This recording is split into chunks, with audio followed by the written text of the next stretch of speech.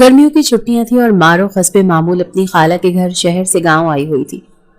गांव की कच्ची मिट्टी, खुली फिजा और खेतों की खुशबू उसे हमेशा ही अपने शहर में जकड़ लेती थी। शहर की बंद जिंदगी से निकलकर वो जैसे सांस लेती थी यहाँ आकर। उस दिन दोपहर के वक्त वो गांव के बच्चों के साथ खेतों की तरफ निकली हुई थी। शोख रंग की शलवार कमीज, गले में ढलका हुआ दुपट्टा और सर पर ऊंची पोनी, हाथ में मोबाइल। बच्चे इर्द गिर्द खुशी से उछलते कूदते वो उनकी तस्वीरें ले रही थी और खुद भी कहकहे लगा रही थी। आजा अली, यहाँ खड़े हो जा, मैं तुम्हारा फोटो लेती हूँ। मारूख ने मोबाइल सीधा किया तो पीछे से एक बच्ची ने शरारत से कान में कुछ कहा तो वो हंसने लगी। इन्हीं लम्हों में एक चमचमाती हुई गाड़ी धूल उड़ाती खेतों के किनारे से गुजरी। गाड़ी की खिड़की के पीछे बैठा शाहमीर शाह धूप के सुनहरे अक्स से बचने के लिए स्याह चश्मा लगाए मंजर देख रहा था। गाड़ी सुस्त हुई। मारूख की हंसी चेहरा, शौक कपड़े और आजाद बेफिक्री उसकी नजरों को ठिठका गई। शाहमीर ने चश्मा उतारा। रुक जरा जफर बख्श, गाड़ी रोक। ड्राइवर ने ब्रेक दबाते हुए चौंक कर पीछे देखा। जी साहब।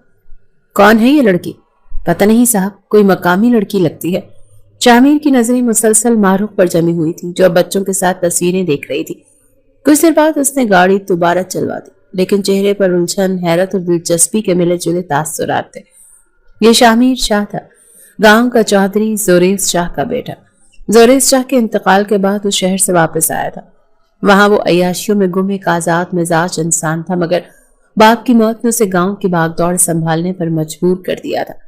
अब वो वापस था, मगर पुरानी रविशें अभी तक उसकी शख्सियत से झलकती थी। दोपहर की धूप गांव की कच्ची सड़कों पर पिघली सोने की तरह चमक रही थी। मारूख ने दुपट्टा सर पर टिकाया और अपनी चप्पलों से धूल उड़ाती जरमीना, अपने चचा की बेटी और अपने बचपन की सहेली जरमीना के घर चल दी। रास्ता सुनसान था, दोनों तरफ झाड़ियां और कहीं कहीं नीम के पेड़। दूर खेतों में हल्की हल्की हवा के साथ गंदम की बालियां झूम रही थी। मारूख को इन सड़कों से उनसियत थी, मगर वो तन्हा चल रही थी और मौसम गर्म था। उसे जल्दी पहुंचने पर यह मौसम मजबूर कर रहा था। अभी वो आधी रास्ते में ही थी कि अचानक पीछे से एक तेज रफ्तार गाड़ी धूल उड़ाती हुई उसके बिल्कुल करीब से गुजरी। धूल की एक तबीस लहर उसके चेहरे पर छा गई। ओहो, हद है। उसने दुपट्टे से अपना मुंह साफ किया और गुस्से से गाड़ी की तरफ देखा जो कुछ फासले पर रुक चुकी थी। अंधा है क्या? सड़क नजर नहीं आती? कोई शरीफ लड़की गुजर रही हो तो तुम्हें क्या? वो बुलंद आवाज में बोली, अपने गुस्से को अल्फाज का रूप देती गई। गाड़ी रुक चुकी थी और अगले लम्हे दरवाजा खुला और वही शख्स उतरा जो कल खेतों के पास गाड़ी में बैठा था। सफेद कढ़ाईदार कुर्ता, सलीके से सिली हुई शलवार और चेहरे पर बेपरवाही की एक तवीज तह। शाहमीर शाह। वो आहिस्ते से चलता हुआ मारूख के करीब आया जैसे किसी शिकारी ने शिकार को देख लिया हो और अब उसकी हरकत को बगौर जांच रहा था। तुम्हारी आवाज खासी बुलंद है और बातों में खासी तलखी भी। वो मुस्कुराया, एक हल्की सी तंज भरी मुस्कुराहट। मारूख ने 2 कदम पीछे हटते हुए सख्त लहजे में कहा, और तुम्हारी गाड़ी की रफ्तार भी खासी गंदी है, धूल में लपेट दिया मुझे। शाहमीर ने अब उसे गौर से देखा। सर से पांव तक गले में हल्का सा दुपट्टा, माथे पर पसीना और आंखों में चमक, और चलते चलते उड़ती हुई गर्द जिसने उसके चेहरे को और भी नुमाया कर दिया था। शाहमीर शाह हूं मैं। तुमने मेरा नाम तो सुना होगा। हाँ सुना है, बदनामियों की फहरिस्त में तुम्हारा नाम काफी ऊपर है, मारूख ने जवाब दिया। लबों पर तंज की धार थी। शाहमीर एक लम्हे को रुका, फिर आहिस्ता से बोला, बदनाम लोग ही याद रहते हैं, नेक लोग तो अक्सर भूल जाते हैं। मारूख पलटने ही वाली थी जब शाहमीर ने एक कदम और आगे बढ़ाया। तुम्हारा नाम? मारूख। मारूख वो लफ्ज जैसे जायके के साथ जबान पर दोहरा रहा था। देखो, मैं तुम जैसे लोगों के मुंह नहीं लगती। अपने रास्ते पर चलो और मुझे मेरे रास्ते पर जाने दो। मारूख ने दुपट्टा संभाला और तेजी से चल पड़ी। शाहमीर ने मुस्कुराकर उसे जाते हुए देखा। दिलचस्प है, बहुत दिलचस्प। वो गाड़ी में बैठा और दोबारा अपने सफर पर निकल गया। 2 दिन बाद गांव की सबसे बड़ी हवेली, शाहों की हवेली, रंगनूर से जगमगा रही थी। जोरेस शाह के इंतकाल को 40 दिन मुकम्मल हो चुके थे और अब शाहमीर की तरफ से दी गई फातिह खानी और दावतें आम थी। पूरा गांव मदऊ था, औरतें, मर्द, बुजुर्ग, बच्चे सब। मारूख नहीं जाना चाहती थी, वो जानती थी वहां वो होगा, शाहमीर शाह, और वो उसकी निगाहों का सामना करने के लिए तैयार नहीं थी। अम्मा, मैं बीमार हूँ, सर दर्द है, मारूख ने बहाना बनाया। मत बहाने बनाओ, सब जा रहे हैं, तेरे पीछे हम क्यों पीछे रहे? माँ ने आंखें निकाली और साथ जाने पर मजबूर कर दिया। हवेली के अंदर रोशनियों का सैलाब था। औरतें अंदरूनी हॉल में जमा थी, मर्द सहन में, बच्चियां इधर उधर दौड़ रही थी और नौकर चाकर चाय और मिठाई ले जा रहे थे। मारुख एक कोने में बैठी थी, सब काम काज के चक्कर में इधर उधर हो गई। अचानक एक औरत जो शायद हवेली की पुरानी मुलाजमत ही आई और उससे बोली, बेटी ये कपड़े अंदर रखाओ मर्दाना कमरे में। मारुख पीछे हट गई। मुझे नहीं मालूम कहाँ रखना है। रख दे, वो सीधे हाथ पे कमरा है। अम्मा मैं। मारुख ने माँ की तरफ देखा जो कुछ फासले पर बातों में मसरूफ थी, लेकिन उसने आंखों से उसे तंबीह की। मारुख मजबूरन उठकर खड़ी हुई, कपड़े थामे और लंबी राहदारी से गुजरती एक कमरे तक पहुंची जिसका दरवाजा नीम हुआ था। उसने अंदर कदम रखा और आंखें हैरत से फैल गई। वो कमरा वाकई किसी बादशाह की ख्वाबगाह से कम न था। दीवारों पर लकड़ी की कुंदाकारी, मखमली पर्दे और भारी फर्नीचर, हर चीज किसी और ही दुनिया का पता देती थी। पलंग के सिरहाने, लटकता हुआ फानूस और कालीन की नरमी कमरे की फिजा में संजीदा शिकवा घोल रहे थे। मारुख ने आहिस्तगी से कदम अंदर रखा और इर्द गिर्द की चीजों को हैरत से देखने लगी। हाथ में कपड़े अब भी थे, मगर उसका ध्यान कमरे की ज़ेबाइश पर था। ये किसकी ख्वाबगाह है? कोई तो शहजादा ही रहता होगा यहाँ। उसने खुद से सरगोशी की और आगे बढ़ी। अभी वो कमरे के दरमियान में खड़ी ही थी कि पीछे वॉशरूम का दरवाजा खुला। जोर से चलती हुई गर्म भाप का झोंका कमरे में फैला। एक कदावर नींद बरहना वजूद तौलिया बांधे बाहर निकला। भीगे बाल पेशानी पर चिपके हुए थे, कांधों पर पानी के कतरे फिसल रहे थे। मारुख के कदम जैसे जमीन में गड़ गए। शाहमीर शाह, उसका चौड़ा सीना, तौलिए के नीचे सख्त उजलात और सादा मगर सख्त आंखें जो अब सीधी मारुख पर टिकी थी। वो लम्हे भर को रुका और फिर उसके चेहरे पर आहिस्ता आहिस्ता एक मुस्कुराहट सी फैलने लग गई। मेरी ख्वाबगाह में मेहमान, वो आहिस्ता से बोला, तौलिए से गर्दन पहुंचता हुआ। मारुख ने फौरन नजरें फेर ली। मुझे भेजा गया था, ये रख दो। उसने कपड़े दिखाए और पीछे हटने लगी। रुको। शाहमीर ने कदम आगे बढ़ाया, तौलिए को कमर पर मजीद मजबूती से बांधा और फिर आहिस्ता से दरवाजा बंद कर दिया। मारुख ने चौंक कर पीछे देखा। दरवाजा क्यों बंद किया? क्योंकि मेहमान का इस्तकबाल दरवाजे बंद करके ही होता है, शाहमीर ने सर्द लहजे में कहा, मगर उसकी आंखों में अजीब सी चमक थी। मारुख ने घबरा कर एक तरफ कदम बढ़ाया, लेकिन शाहमीर ने उसकी कलाई थाम ली। क्या डर लग रहा है? उसने सरगोशी के अंदाज में कहा। छोड़ो मेरा हाथ, बदतमीज इंसान। मारुख ने झटके से हाथ छुड़ाने की कोशिश की। बदतमीज? वो हंसा और आहिस्तगी से उसके करीब आया, इतना करीब कि मारुख की सांसें तेज होने लगी। उसकी उंगलियां अब भी कलाई पर थीं, मगर गिरफ्त सख्त नहीं थी, जैसे वो उसे रोकने के लिए नहीं बल्कि महसूस करने के लिए थामी है। तुम्हें देखकर जो दिल की कैफियत बदली है वो बदतमीजी नहीं, उसने आहिस्ता से कहा। दिल की बात है। मारुख ने फौरन निगाहें चुराई। वो पूरी शिद्दत से निकलने की कोशिश कर रही थी, मगर माहौल की संजीदगी, बंद दरवाजा और सामने खड़ा मर्द सब कुछ उसे साकित किए हुए था। शाहमीर ने एक कदम पीछे हटकर दराज से परफ्यूम निकाला, खुद पर छिड़का और मुस्कुराते हुए बोला, तुम मेरे दिल को भा गई हो। मैं किसी चीज पर इतनी जल्दी नहीं ठहरता, लेकिन तुमने तो नजर का रुख ही बदल दिया। मारुख ने सख्ती से कहा, मैं कोई चीज नहीं हूं जो तुम्हें भा जाए या नापसंद आ जाए। मुझे अब जाने दो। शाहमीर ने तौलिया थोड़ा सा समेटा, कांधे पर रखा और आहिस्ता आहिस्ता कदम बढ़ाते हुए उसे देखता रहा। तुम्हें जाना है, लेकिन मैं तुम्हें बताए बगैर जाने नहीं दूंगा, उसने गहरी आवाज में कहा। क्या बताना है? मारुख ने सख्त लहजे में कहा कि मैंने फैसला किया है, तुम ही शाहमीर शाह के दिल की मलका बनोगी। ये सुनकर मारुख का चेहरा सुर्ख हो गया, मगर वो गुस्से से नहीं, हैरत और उलझन से। मलिका? ये क्या बेहुदा मजाक? ये मजाक नहीं। शाहमीर ने आहिस्ता से कदम आगे बढ़ाया, फिर मारुख के करीब रुककर सरगोशी की। दिल की सल्तनत में तख्त तुम्हारा होगा और हुक्म सिर्फ मेरा। मारुख ने उसका बाजू धकेलने की कोशिश की, मगर वो पीछे हट चुका था। ये सब फजूल बातें हैं, छोड़ो और दरवाजा खोलो, मैं जा रही हूँ। शाहमीर ने एक लम्हे को उसे देखा, फिर आहिस्ता से दरवाजा खोल दिया। जाओ, लेकिन याद रखना तुम मेरी नजर में आ चुकी हो, और जो शाहमीर शाह की नजर में आ जाए वो नजर से ओझल हो जाए तो भी दिल से नहीं निकलता। मारुख एक पल को रुक कर उसे घूरती रही, फिर तेजी से बाहर निकल गई। चंद दिन गुजरे थे कि शाहमीर शाह ने अपने घर के बुजुर्गों के जरिए मारुख के घर रिश्ता भेज दिया। पूरा गांव सत्ते में आ गया। एक आम सी गरीब से घर की लड़की, और वो भी सरदार शाहमीर शाह से। ये सोच भी किसी को हजम नहीं हो रही थी। मारुख की माँ ने जब ये सुना तो वो खुद भी यकीन न कर सकी। बाप तो पहले ही वफात पा चुका था, मामू खाला सब हैरत में थे। मारुख, तू समझती है ना ये रिश्ता क्या है? उसकी माँ ने नरमी से कहा। ये मौका बार बार नहीं आता, चौधरी का बेटा है, सब कुछ है उसके पास। मारुख खामोश रही, फिर आहिस्ता से बोली, अम्मा ये कोई ख्वाब नहीं जो सच कर लूं, ये हकीकत है, और इस हकीकत में इज्जत नहीं खतरा है। خالہ نے سمجھانے کی کوشش کی۔ دیکھو بچے، اگر انکار کرو گی تو وہ برا مان جائے گا، گاؤں کا چودھری ہے، دشمنی مول لینا سمجھداری نہیں۔ معروف نے سختی سے کہا۔ تو کیا ڈر کے مارے ہاں کر دوں؟ مجھے اس کی نیت میں کھوٹ نظر آتا ہے، وہ عزت نہیں قبضہ چاہتا ہے، میں یہ رشتہ قبول نہیں کروں گی۔ ماں نے آنکھوں میں نمی لیے سر جھکا لیا۔ اس رات معروف نے اپنے کپڑے سمیٹے، خالہ کو فون کیا اور شہر جانے کی تیاری شروع کر دی۔ وہ جانتی تھی کہ اب گاؤں میں رہنا خطرناک ہے۔ یہ صرف ایک رشتہ نہیں تھا بلکہ ایک اعلان ملکیت تھا جسے وہ قبول کرنے کو تیار نہیں تھی۔ صبح کی ہلکی روشنی میں معروف نے چھوٹے سے بیگ میں اپنے کپڑے سمیٹے۔ زمینہ کے والد نے اسے شہر لے جانے کا بندوبست کر دیا تھا۔ گاڑی گاؤں کی حدود سے نکل چکی تھی، سڑک کے دونوں طرف درختوں کی قطاریں خاموشی سے گزرنے لگی، لیکن معروف کے دل کی دھڑکنیں کچھ اور ہی کہہ رہی تھی، جیسے کوئی سایہ اس کے ساتھ ساتھ سفر کر رہا ہو۔ زمینہ کے والد نے پیچھے مڑ کر دیکھا۔ بیٹا، تمہیں وہاں کوئی مسئلہ تو نہیں ہوگا نا؟ معروف نے زبردستی مسکرا کر سر ہلایا۔ نہیں چاچو، بس آپ مجھے بس اسٹینڈ تک چھوڑ دیں، آگے میں خود دیکھ لوں گی۔ وہ اپنی بات مکمل بھی نہیں کر پائی تھی کہ اچانک سڑک کے بیچوں بیچ ایک سیاہ جیپ آ کر رکی۔ اگلے ہی لمحے گاڑی کے دروازے کھلے اور دو نقاب پوش افراد تیزی سے آگے بڑھے۔ زمینہ کے والد کو زور سے دھکا دیا اور معروف کو گاڑی سے باہر نکال لیا۔ چھوڑو مجھے، کون ہو تم؟ معروف چیخی، مگر اس کے ہاتھ سخت اور نیت واضح تھی۔ خاموشی سے چلو ورنہ، ایک نقاب پوش نے کہا اور اس کے منہ پر کپڑا لپیٹ دیا۔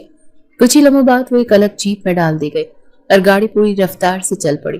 راستے میں ہوش و حواس میں نہ تھی، کچھ دھندلا سا دکھائی دیتا رہا۔ جب آنکھیں کھلی وہ ایک بڑے اندھیرے کمرے میں تھی۔ شاہمیر شاہ کا پرانا ڈیرا۔ دروازہ کھلا اور وہی چہرہ اندر داخل ہوا۔ شاہمیر شاہ، تمہیں لگا تم آسانی سے نکل جاؤ گے؟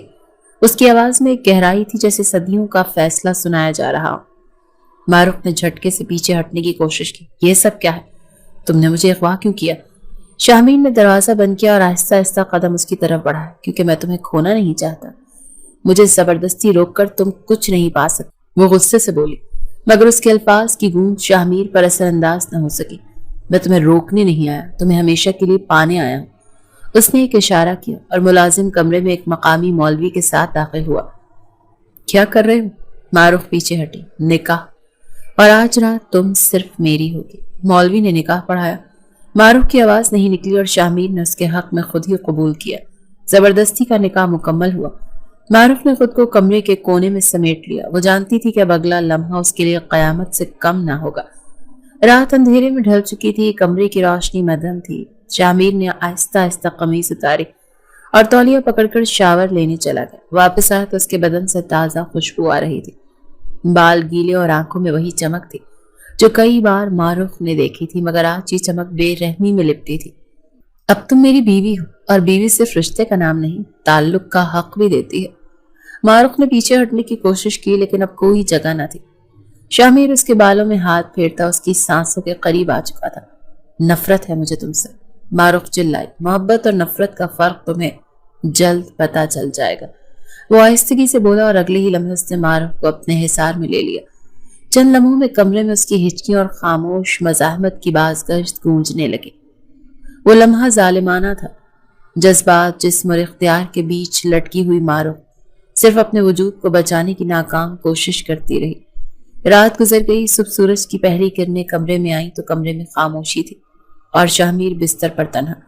اچانک دروازے کے باہر ہنگامہ ہوا۔ ملازمین جو شاہمیر کے ذاتی محافظ تھے سب کے سب فرش پر بے ہوش پڑے تھے۔ کچن کی طرف سے ایک ملازم دوڑتا ہوا آیا۔ صاحب، وہ لڑکی غائب ہے۔ شاہمیر نے فوراً اٹھ کر کمرے کا جائزہ لیا۔ کپڑوں کی ترتیب بدلی ہوئی تھی، الماری کا ایک دراز کھلا تھا، میز پر چائے کے خالی کپ رکھے تھے۔ وہ فوراً کچن کی طرف بھاگا۔ یہ چائے کس نے بنائی؟ صاحب، رات وہ لڑکی کہہ رہی تھی کہ چائے بنائے گی، ہم نے اجازت دے دی۔ نشاور چیز کہاں سے آئی؟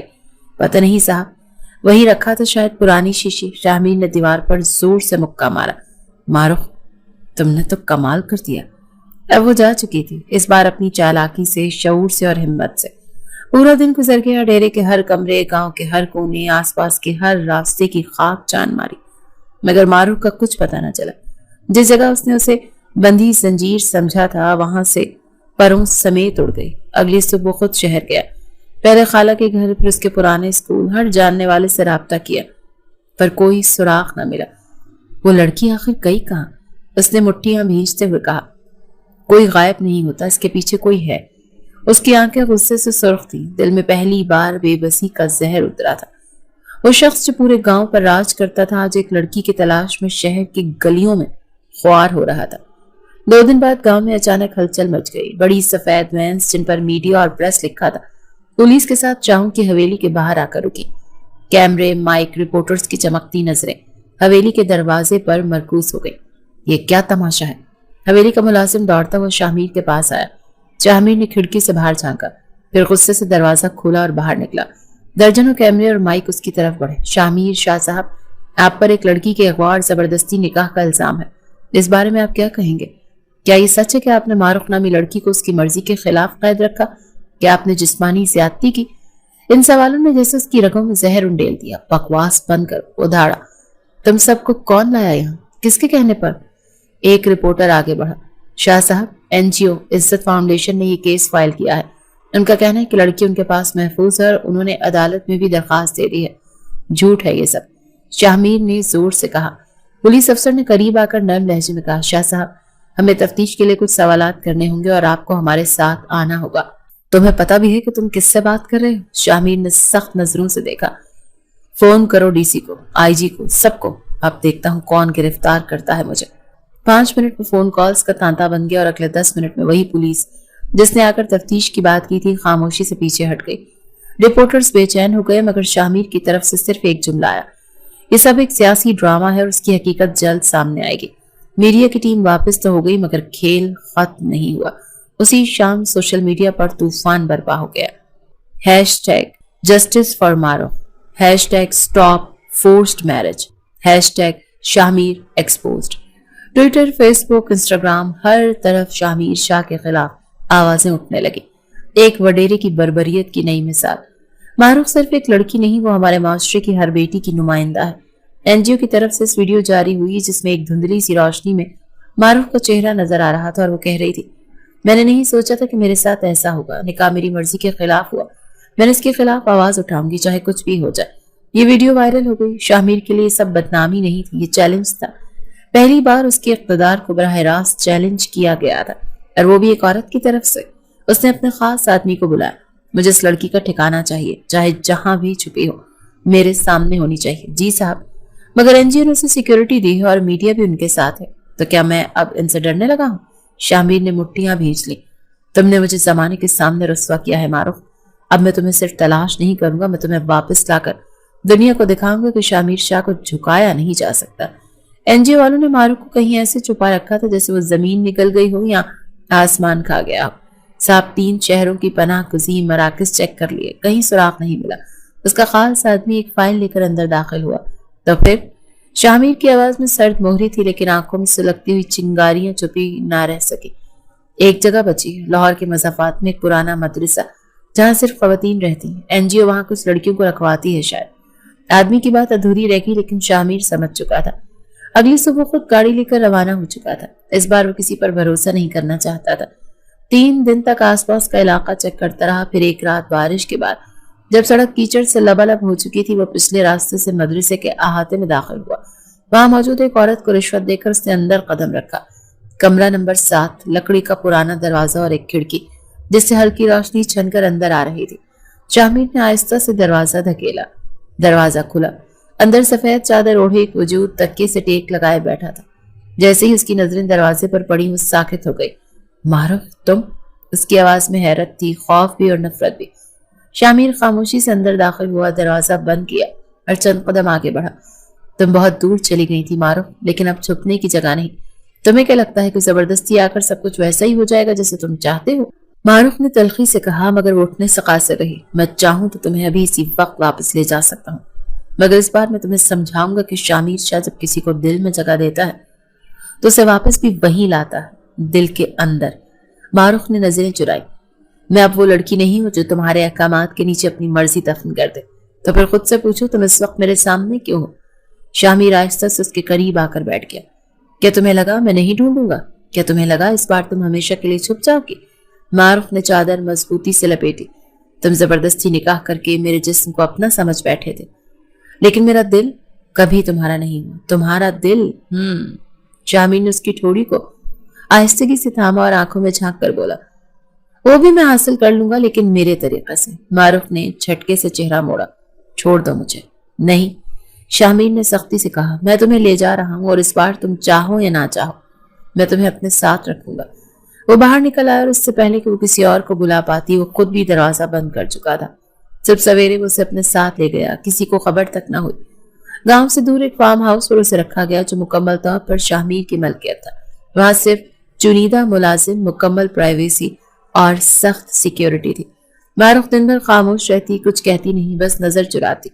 لیکن شامیر جو پہلے غصے سے اسے سزا دینا چاہتا تھا اب صرف اسے دیکھتا اور دل ہی دل میں ضبط کرتا۔ ایک رات جب سردی بڑھ گئی، بجلی چلی گئی، جنریٹر کی آواز کے بیچ وہ کمرے میں داخل ہوا۔ معروف فضا میں سمٹی بیٹھی تھی، شال اوڑھے۔ کیا سردی لگ رہی ہے؟ اس نے پوچھا۔ مجھے تم سے نفرت ہے۔ معروف کی آواز میں زہر تھا۔ شامیر آہستہ سے اس کے قریب آیا۔ پھر بھی تم میرے ساتھ ہو، میرے کمرے میں، میرے سامنے، زبردستی لائے ہو، معروف نے کہا، مگر اس کے ہاتھ کانپنے لگے۔ شامیر نے نرمی سے شال اس کے گرد مزید لپیٹی۔ میں چاہتا ہوں اب تک بہت کچھ کر چکا ہوتا، لیکن میں اب تمہیں صرف تمہاری مرضی سے چھونا چاہتا ہوں۔ معروف کے دل میں پہلی بار کوئی الجھن سی اٹھی، مگر وہ خاموش رہے۔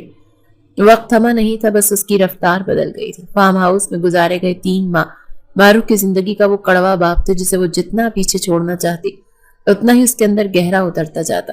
وہ خاموش رہتی، بولتی کم اور سنتی زیادہ۔ شامیر شاہ اب اس سے ویسا سلوک نہیں کرتا تھا جیسے پہلے کیا، لیکن وہ اس کی نظروں میں چھپا حق ملکیت کا جذبہ صاف محسوس کرتی تھی۔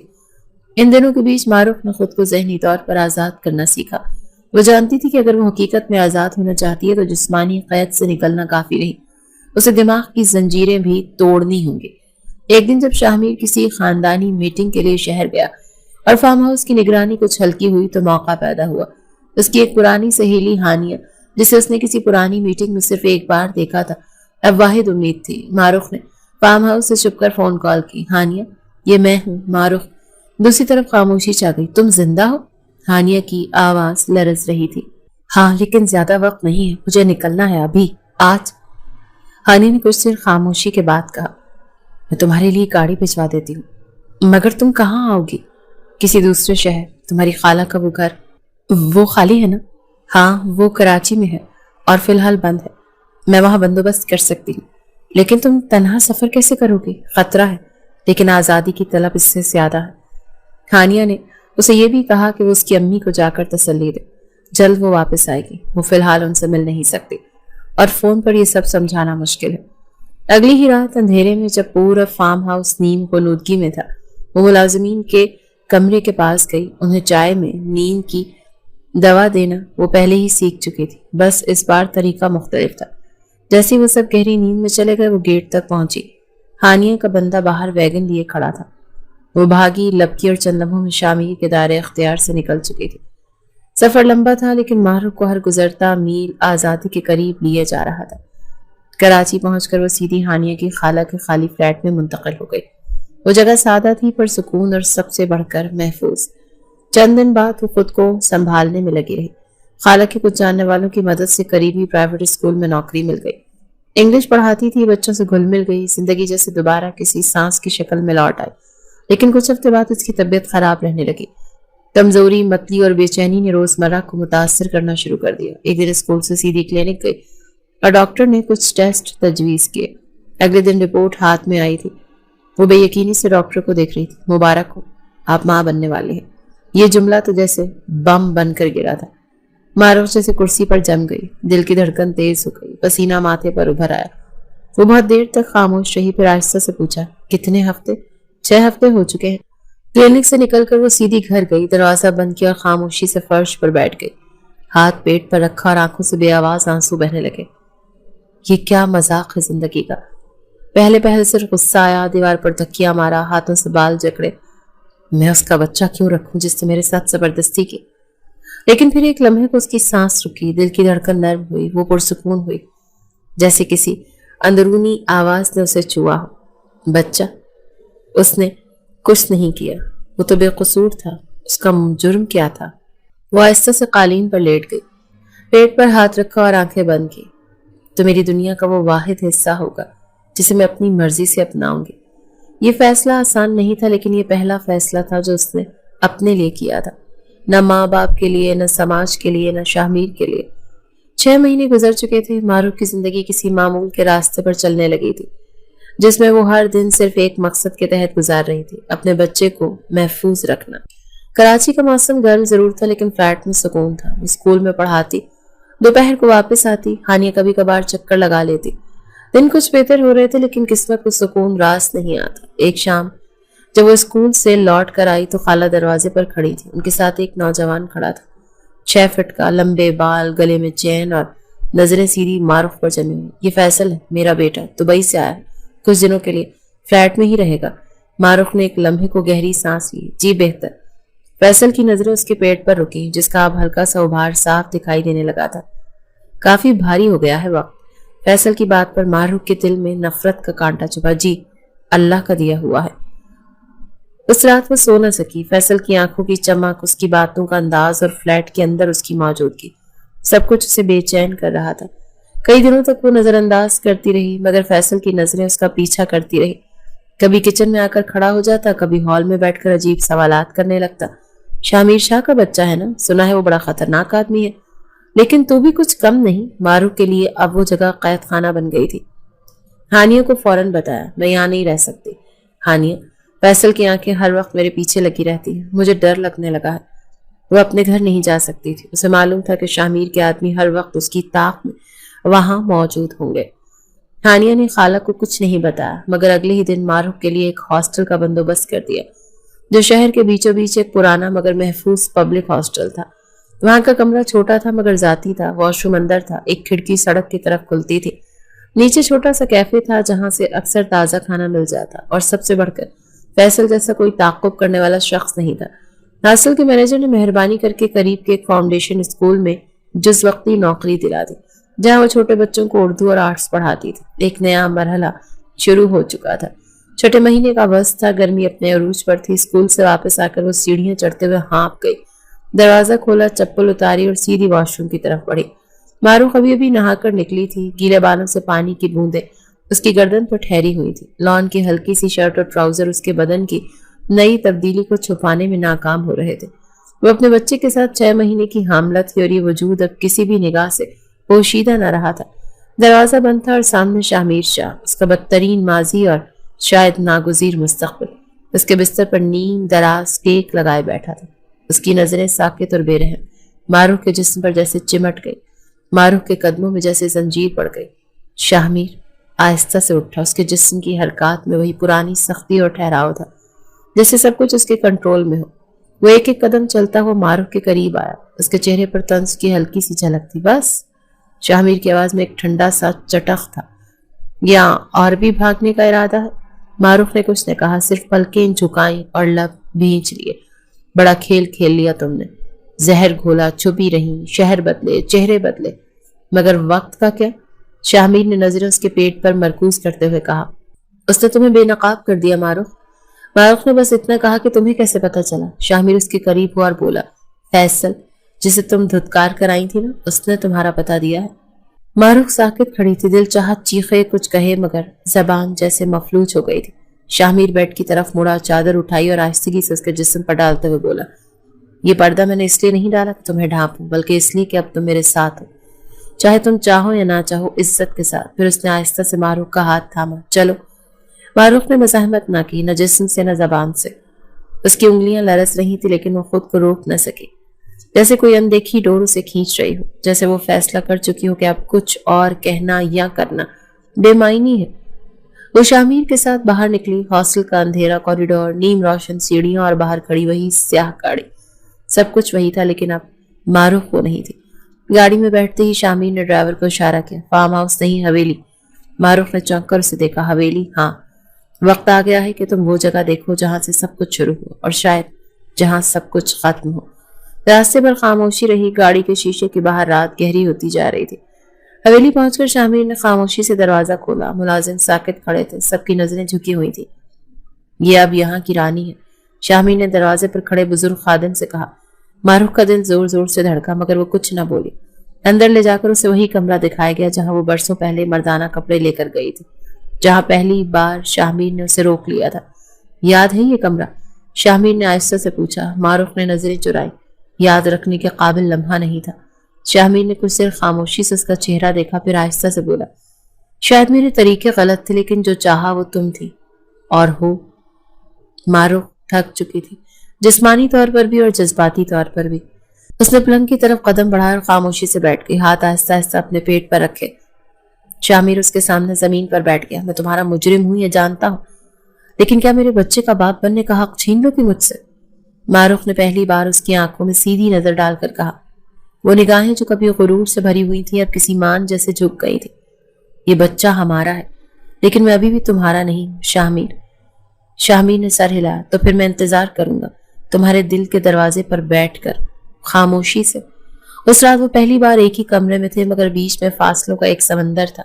ایک طرف احساس جرم تھا تو دوسری طرف تحفظ کا خواہش مند جذبہ۔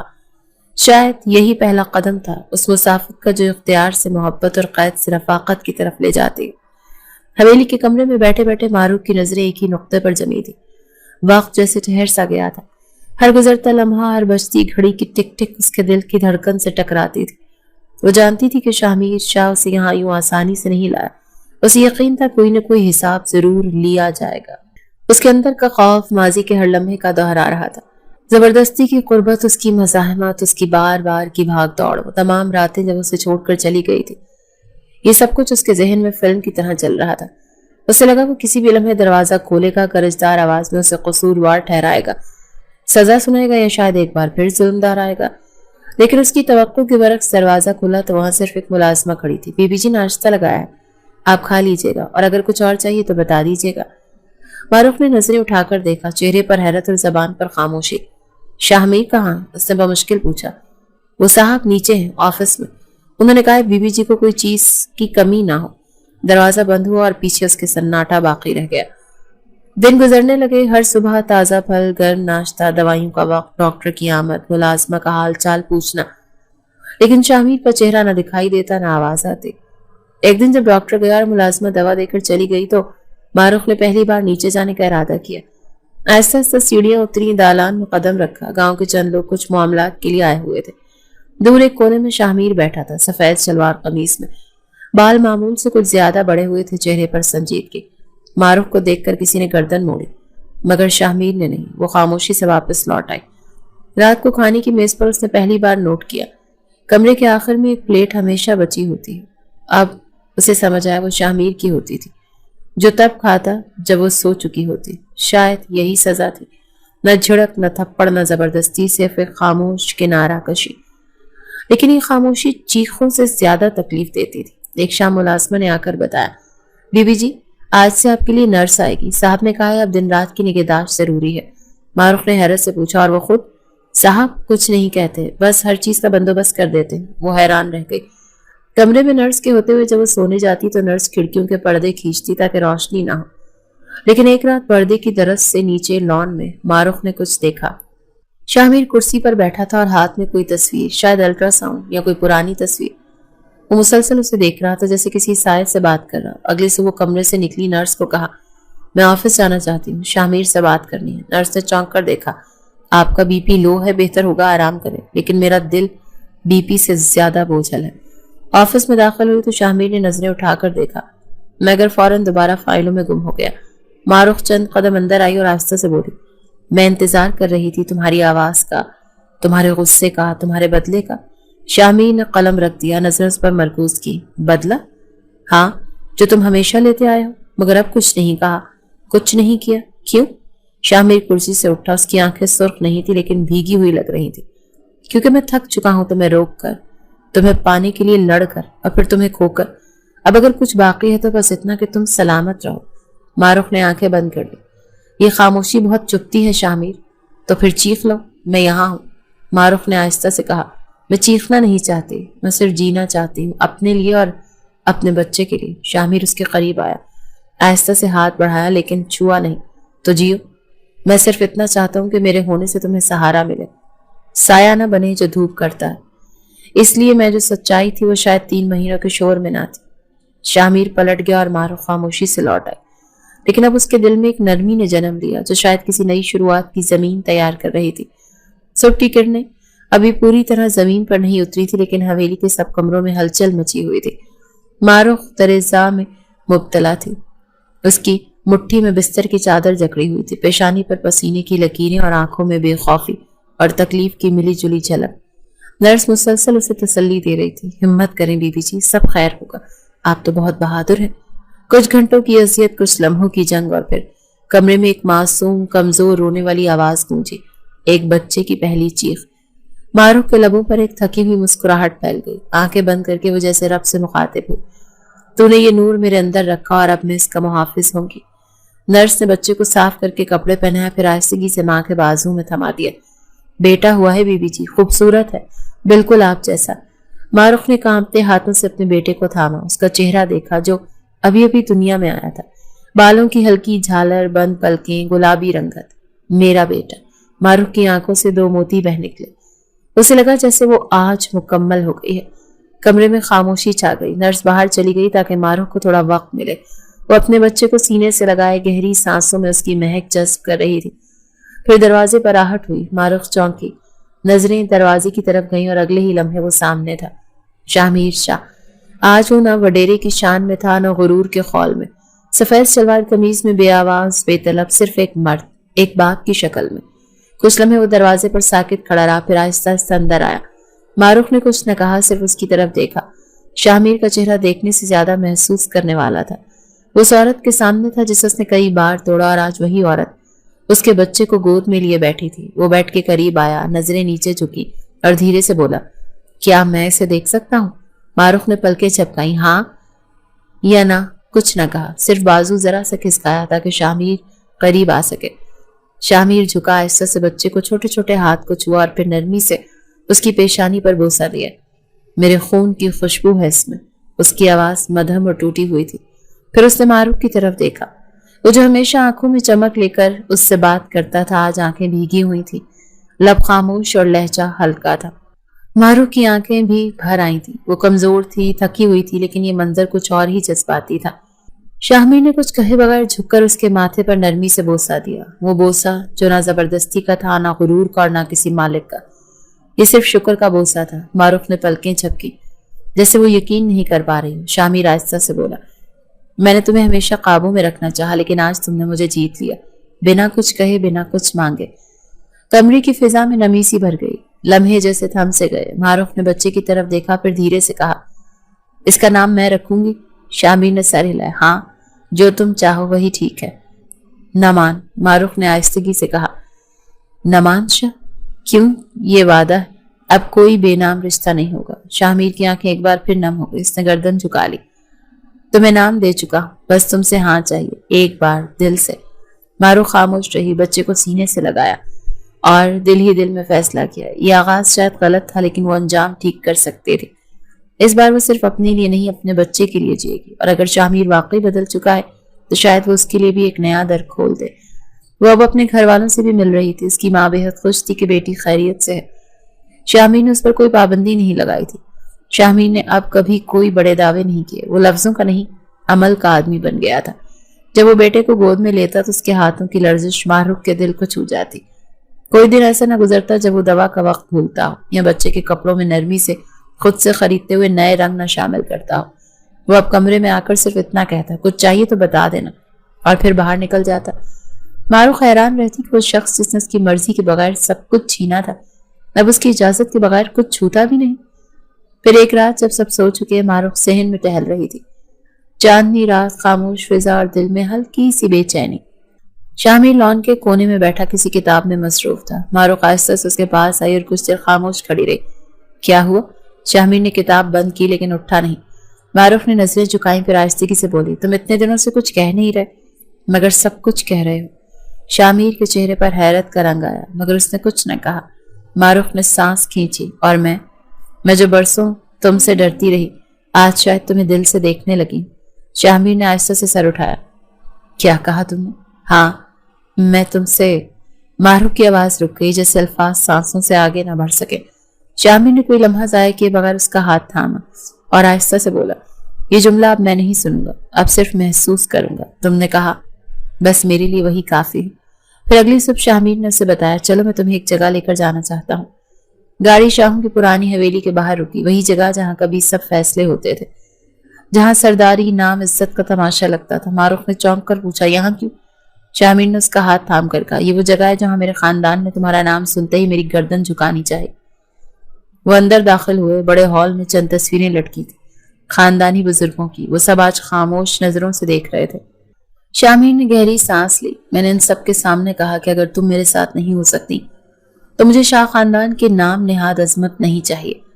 مارو خاموشی سے سنتی رہی۔ میں نے زمینیں بیچ دیں، کچھ رشتے توڑ دیے، کچھ ناموں سے فاصلہ اختیار کیا، لیکن ایک تم تھی جسے پانے کے لیے میں نے یہ سب کیا۔